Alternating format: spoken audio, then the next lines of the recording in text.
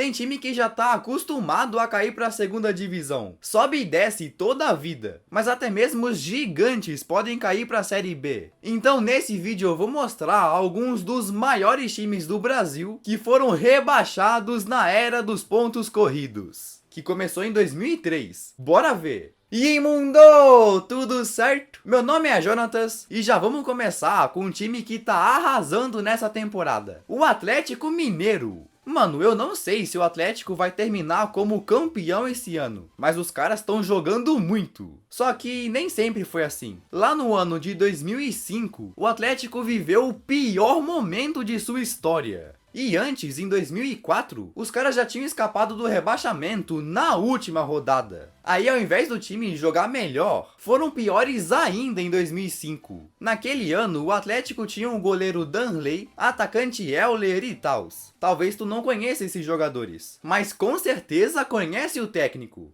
Tite! Sim, mano, o Tite foi contratado para comandar o Atlético naquele Brasileirão, mas diferente do que seria no Timão, o Tite não foi nada bem no Atlético. O cara só ficou nas 17 primeiras rodadas, onde teve 4 vitórias, 5 empates e 8 derrotas, deixando o time na zona de rebaixamento. Aí com esse fracasso o Tite saiu e veio outros caras que também não deram certo. Então não conseguiram se reerguer e terminaram em 20º de 22 times. O Atlético era rebaixado pela primeira vez em sua história. Só somaram 37% dos pontos possíveis e caíram para B. Pelo menos na segunda divisão, eles foram muito bem e voltaram para a elite rapidinho. E cara, em 2004, um ano antes do Atlético cair, outro gigante caiu também, o Grêmio. Na real, o Grêmio já tinha caído em 91, mas nesse vídeo eu vou falar só da era dos pontos corridos, que começou em 2003. E parece que os gremistas não gostaram muito desse novo formato, porque logo em 2004 caíram de uma forma humilhante. Naquele ano ganharam alguns reforços, como o goleiro Tavarelli, campeão da América com o Olímpia em 2002, atacante Fábio Pinto, entre outros, que se juntaram a Cláudio Pitbull, Balói, etc. E depois de perderem para um time chamado Ubra no Campeonato Gaúcho, no Brasileirão continuaram a ruinzice.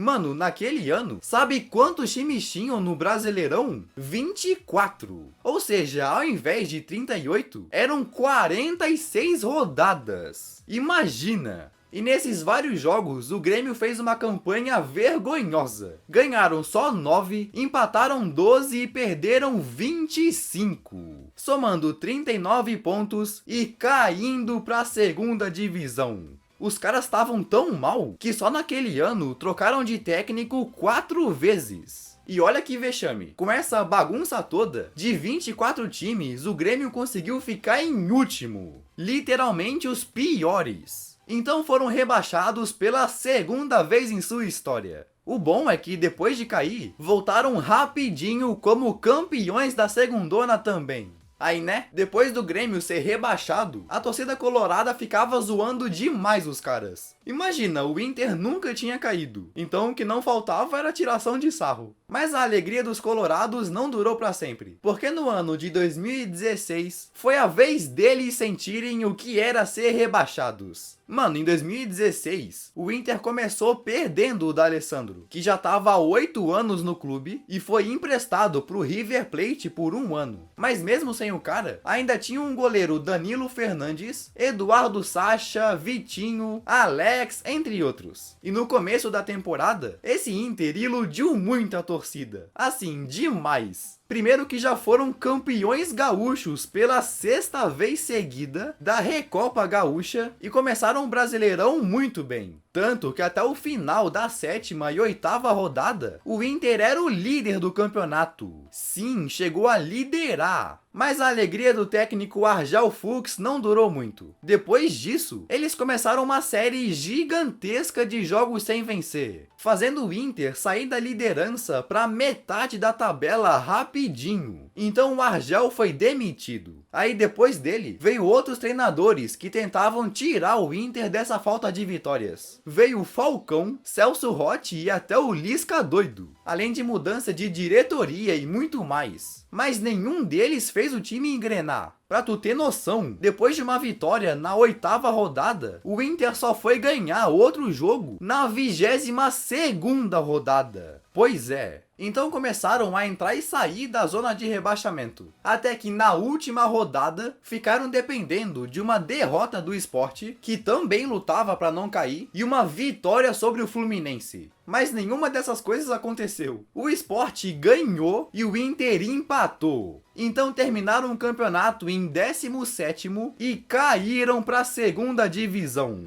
O primeiro rebaixamento da história do clube. Um vexame. Aí, diferente dos dois últimos times que eu falei aqui, na Série B 2017, os caras não foram campeões. Foi quase, mas terminaram em segundo. O importante é voltar pra elite, né? E falando em voltar para a Série A, agora é hora de falar daquele time que parece que vai demorar para jogar a primeira divisão. O Cruzeiro. Mano, em questão de títulos, o Cruzeiro é um dos maiores. Com 2 Libertadores, 4 Brasileirões e 6 Copas do Brasil. É muita conquista. Mas agora vivem literalmente seus piores anos desde que foi fundado. Tá uma coisa triste. E isso por vários motivos, dentro e fora de campo. Tipo, a diretoria tava literalmente um caos. Os caras gastavam demais, mais do que podiam. Sempre tinha troca de dirigentes, fazia um monte de acordos políticos e tals. Mas foi muito mais fundo. A diretoria do Cruzeiro, na época que caiu pra Série B, foi literalmente investigada e indiciada pela polícia. Os caras foram acusados de organização criminosa, lavagem de dinheiro, falsificação de documentos e etc. Acredite! Então, com um caos interno, o time que foi campeão da Copa do Brasil em 2017 e 2018 sofreu muito em 2019. E o elenco não era fraco não, contavam com Rodriguinho, Thiago Neves, Dedé, Fred, Sassá, Pedro Rocha, entre outros. Era de fato muito bom, mano. No papel, era um dos melhores do Brasil. Mas em campo, todos esses craques não conseguiram fazer nada. Pra tu ver, o Cruzeiro ficou perto ou na zona de rebaixamento desde a 5ª rodada. Aí, né? Como todo time prestes a cair, ficaram mudando de técnico. Começaram com o Mano Menezes, depois veio o Rogério Ceni, Abel Braga e por fim Adilson Batista. Mas toda essa troca não ajudou em nada e foram só dando vexame. Somando isso com a desorganização e atraso constante dos salários, acabaram perdendo várias partidas para times com muito menos investimento. Foi derrota para Chapecoense em casa, pro Goiás, pro CSA em casa também, fala Zezé, bom dia cara, e muito mais. Então em 38 jogos, o Cruzeiro só ganhou 7, empatou 15 e perdeu 16. Terminando em 17º lugar e caindo pela primeira vez na história. Muito ruim. E mano, os caras ficaram tão lascados que na Série B 2020 e na desse ano também lutam para passar da metade da tabela. Teve até momentos que se pensava que iam cair para C. É uma crise absurda. Talvez demore muito tempo para o Cruzeiro voltar para a primeira divisão. Tomara que consigam se reerguer. E mano, ainda tem outros times que eu ainda não mencionei aqui na lista, como o Corinthians, Palmeiras e tals. Então se tu quiser a parte 2, compartilha esse vídeo, vai me ajudar bastante. E se quiser continuar aqui no canal, dá uma olhada nos meus outros vídeos. Sei que vai curtir muito. Então beleza, valeu e tchau!